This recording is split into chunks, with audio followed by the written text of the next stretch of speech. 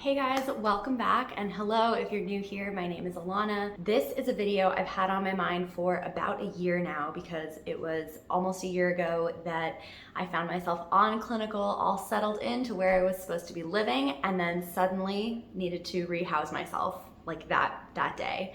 So it was very stressful, and I know other friends who've had their own housing nightmares on clinical too. I don't want this to happen to you. So in this video, I'm gonna share my process for finding a place to live and some tips and tricks that I've learned over the last couple of years of having to find short-term housing. As a student on clinical, you're working with a number of things. You are on a budget. You are usually in a new city where you may not know anyone. You're also looking for short-term housing. So you want it to be furnished, you want it to have Wi-Fi, and just be ready for you to like move in, live there, and leave. Some of these strategies I'm gonna talk about are gonna sound really basic. You're gonna roll your eyes and be like, yes, Alana, I know.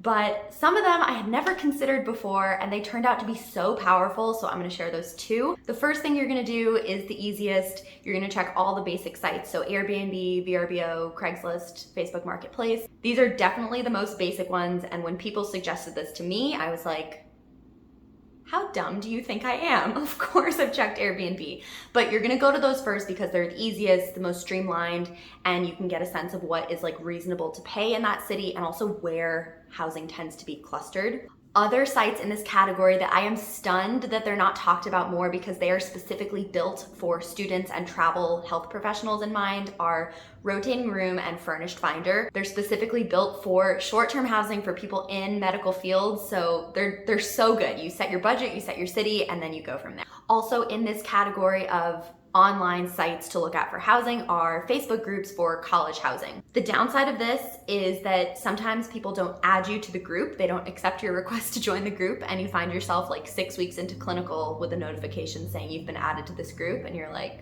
thank you, that's so helpful. So if you have a friend who goes to school in that city and can post in that group for you, I definitely recommend going that route. Step 2 is to broaden your reach and play offense a little bit. I didn't do sports, but I think that's appropriate terminology. But you're gonna tell everyone you know that you're looking for a place to live. So what this looks like is post on all your social media sites. You're gonna reach out to the clinic or hospital that you're rotating at and say that you're looking for a place to live. Do you have any housing leads?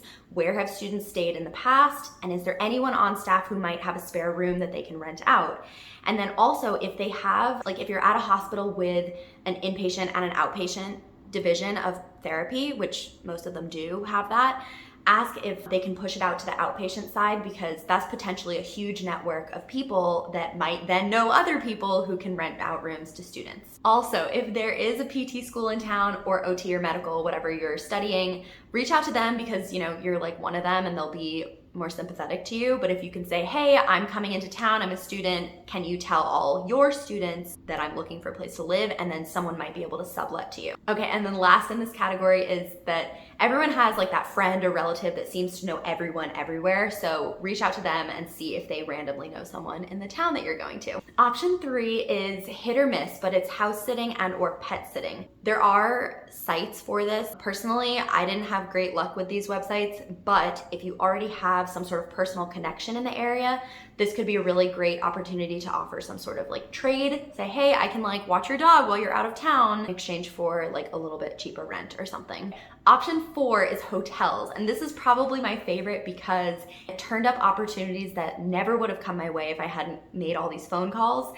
And hotels really want someone like you. So you make a list of all the hotels in the area and you just call them one by one and you say, hello, I'm a medical student. I'm gonna be working at this hospital between these dates and I'm looking for housing. What are your long-term rates? Think about the brilliance of what you've just communicated to them. You've told them, I am a responsible graduate student. I am going to be working during the day and quiet at night because I'm gonna be super exhausted. And I'm consistent. I'm gonna be there for like 3 months. You're hardly gonna have to clean the room. That's like a huge burden off of a hotel's plate. So you're gonna see what their rates are, see if it's in budget for you, and if it's not, something else you can consider asking is if I pay everything up front, can you reduce the rate any further? Usually if you're getting student loans, those disperse in like a big chunk at the beginning of the semester, and then you budget out for the rest of the semester whatever you need. So if you can pay it all up front and get a little bit of a cheaper rate, that might be a really great option. So that's what you say on the phone with hotels. And the reason I thought this was so brilliant was that I had called this one hotel. It ended up being way out of budget for me, but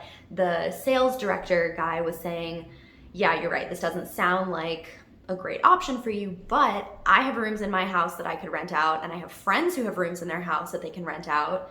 Let me know if you want me to contact them for you. And that's why I love this so much, is basically you never know who knows who and who's willing to help out. And like, people really want to help out, especially if you're nice. Really only if you're being nice. So just remember, it pays to be nice always. One word of caution with hotels is that if it sounds too good to be true, be very careful. There was one hotel I had called that was just so much cheaper than the others, and I was like, something doesn't feel right. So when I looked into it more, people were like, oh yeah, that one. There's like fights in the parking lot at night. It's just like not a safe situation for a single person to be.